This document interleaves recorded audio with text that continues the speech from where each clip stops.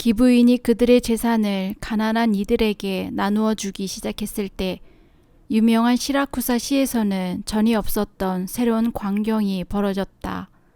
성녀 루치아의 전기를 쓴 조바니 로아타 신부의 이야기를 들어보자. 역경을 헤쳐나가느라 아주 야위고 몸에는 누더기를 걸친 가난한 사람들이 날마다 무리를 지어 에우디키아의 저택에 번쩍이는 계단을 올라갔다. 그러면 지체 높은 그러나 소박하고 자비로운 한 여인이 바짝 마른 그 사람들의 손에 동전을 건네주곤 하였다. 이 부유한 도시 시라쿠사에서는 이제껏 보지 못했던 광경이었다. 귀족들의 집에서는 대부분 사치와 낭비 경쟁이 벌어지고 있었고 아무도 자선을 베풀려 하지 않았으며 가난한 이들을 비열하게 짓밟고 멸시하였다. 그런가 하면 그리스도의 말씀이 쓰고 남은 여분이 있으면 가난한 이들에게 주어라는 식의 우스갯소리로 변질되어 있었다.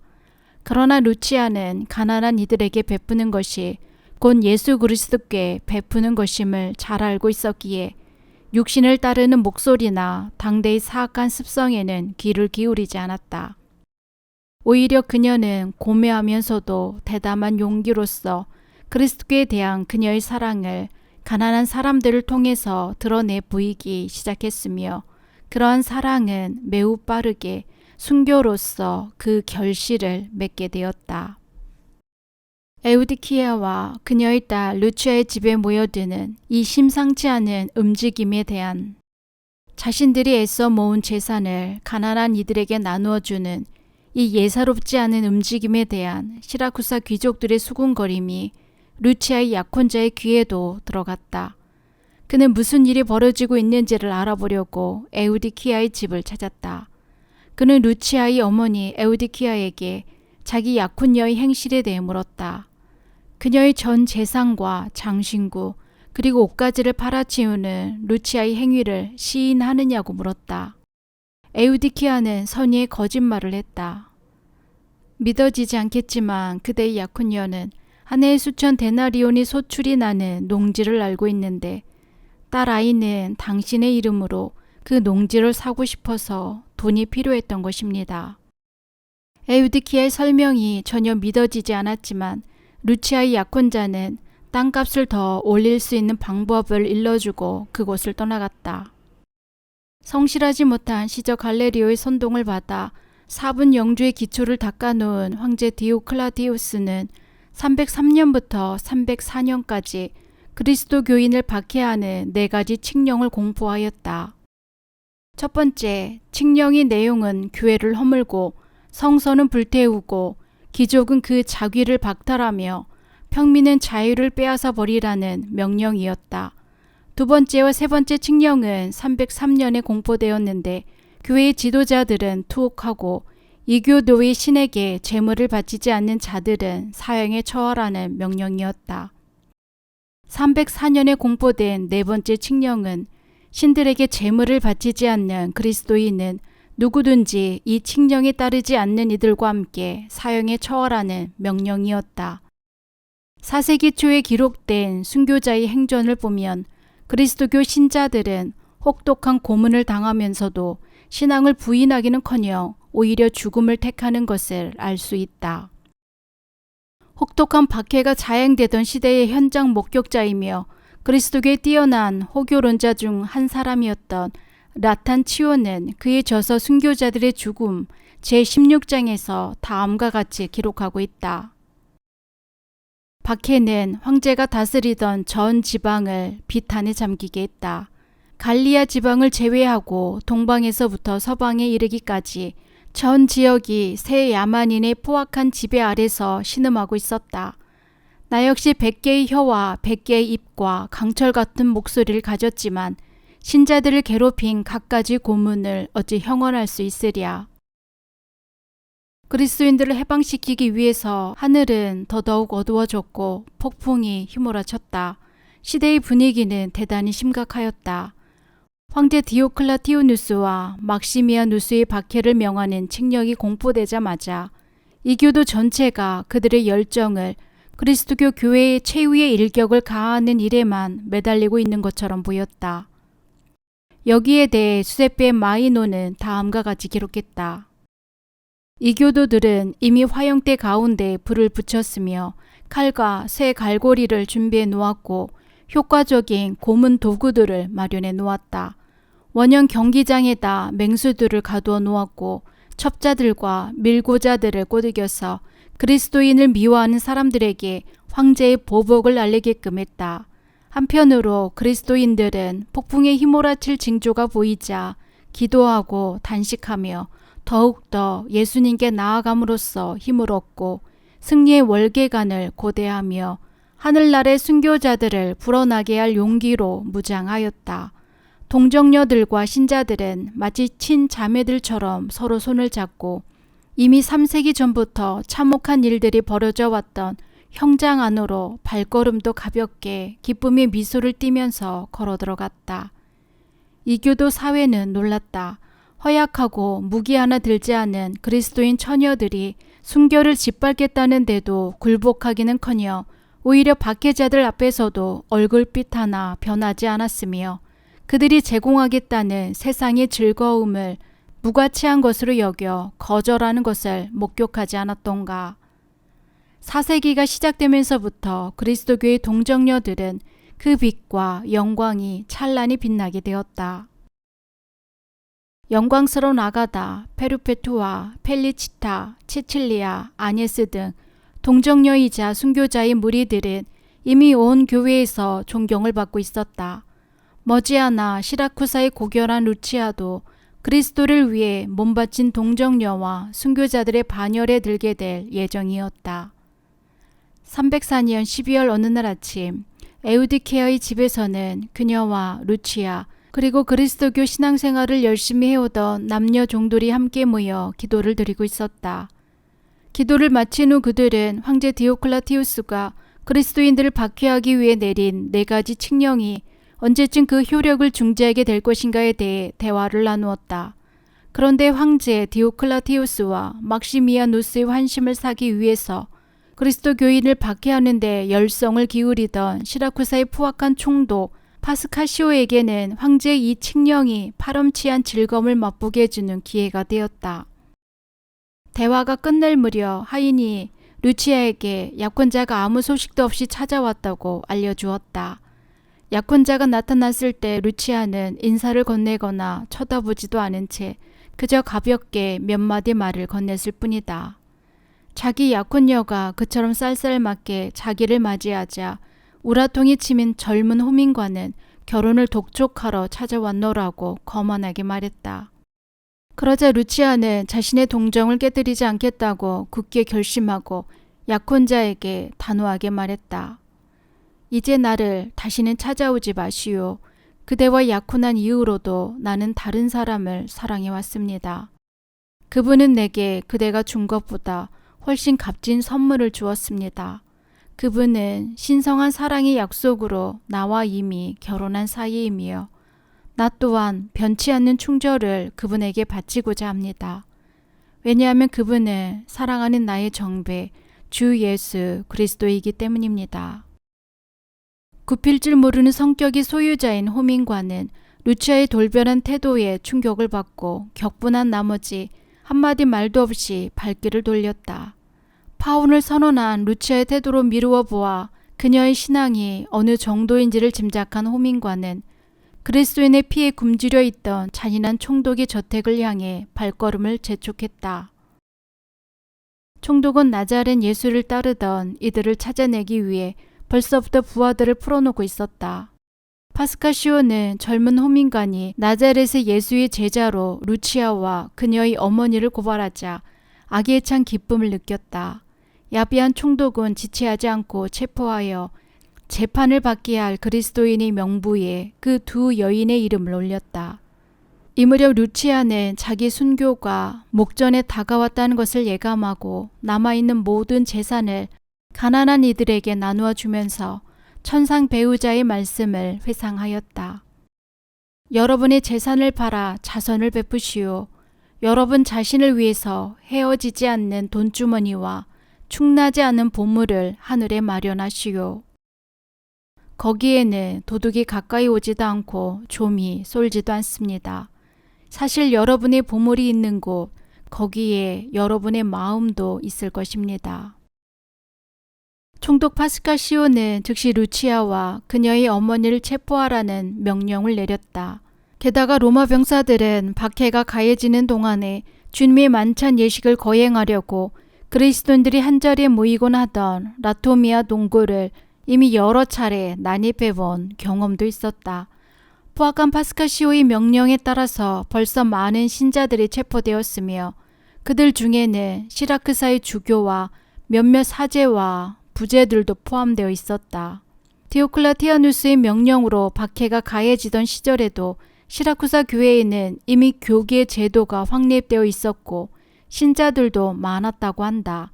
몇몇 문헌에 따르면 시라쿠사 교회 창립은 사도 베드로와 관련이 있다.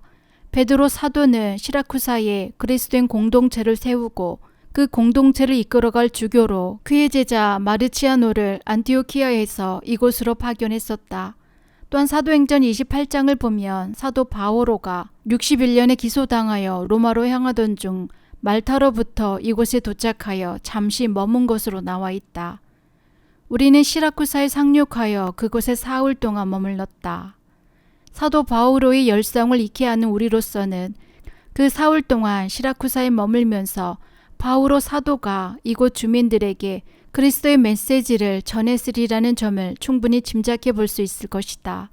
4세기 초에 이르러 시사쿠사의 교회는 벌써 활짝꽃이 피어났으니 이는 그 당시와 그 이전에 죽은 그리스도인들의 수많은 무덤으로서도 증명된다. 박해를 받고 죽은 그리스도인들이 겪은 고난은 이루 형언할 수조차 없으며 재판관들이 그 잔인성으로 미루어 성녀 루치아 역시 혹독한 고문을 당하였으리라 짐작할 수 있다. 루치아는 체포당한 후 총독 파스카시오 앞으로 끌려왔다. 다만 소문으로만 그 처녀를 알고 있던 파스카시오는 루치아를 보았을 때 그녀의 미모와 겸손함에 도취되어 버렸다. 그래서 온갖 수단을 다 써서 그녀로 하여금 그리스도교 신앙을 단념하게 한 후 이교도의 신들에게 제사를 바치게 하려고 했다. 그는 루치아에게 다음과 같이 물었다. 그래, 그대가 그리스도교를 신봉한단 말이지. 그렇습니다. 나는 그리스도인입니다. 황제 시민이면 누구를 막론하고 신들을 섬기고 또 신들에게 제사를 지내라는 신성한 황제 디오클레티아누스와 막시미아누스의 명령을 그대도 알고 있겠지. 하느님께 바치는 진정한 제사는 가난하고 고통 중에 있는 과부와 고아와 순례자들을 돌보는 일입니다. 하느님께 바치는 제사로서 내 재산을 바친 지도 벌써 3년이 되었습니다. 이제는 나 자신을 봉헌할 차례이며 하느님께서는 나를 당신께 기꺼워하시는 제물로 여겨주실 것입니다. 몹시 노한 파스카시오가 소리쳤다. 그대와 같은 바보들에게는 이런 이야기를 들려주겠다. 나는 황제들의 명령을 시행하고 있으므로 그대와 같은 어리석은 자들의 말에는 귀를 기울일 수 없노라. 이번에는 루치아가 덧붙였다. 당신은 황제들의 법령을 따르시오. 나는 내 하느님의 법을 따르겠소. 당신이 황제들의 법령을 거스리는 무례를 저지를 수 없다면 어찌 내가 감히 내 하느님을 거스릴 수 있겠소. 당신이 황제들을 기쁘게 해주려고 노력하듯이 나는 내 하느님께 영광을 드리기 위해 나를 바칩니다. 그러니 당신이 편리할 대로 하시오. 그러나 나는 내 양심에 따라 행동하겠소. 파스카시오는 발끈하여 외쳤다. 그대는 자신의 재산을 척박하고 방탕한 이들에게 아낌없이 주지 않았던가? 루치아는 분명하게 말했다. 나는 내 재산을 확실하게 관리하였으며 내 육신을 부정하게 다루지도 않았습니다. 그대의 말이 그대가 부정직한 사람임을 말해주는 거요. 파스카시오가 더욱 화가 나서 소리치자 루치아는 태연하게 대답했다.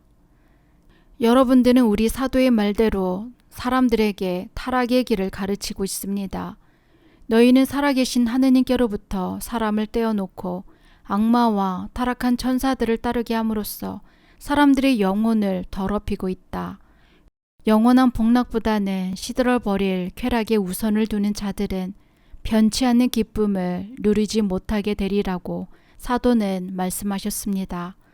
젊은 처녀의 의연한 대답에 이성을 잃을 정도로 화가 치민 파스카치오는 고함을 질렀다. 수다를 떨지 말아라. 만일 계속해서 수다를 떨면 고문하는 이들에게 너를 넘겨서 내 몸을 절단해 버리겠다.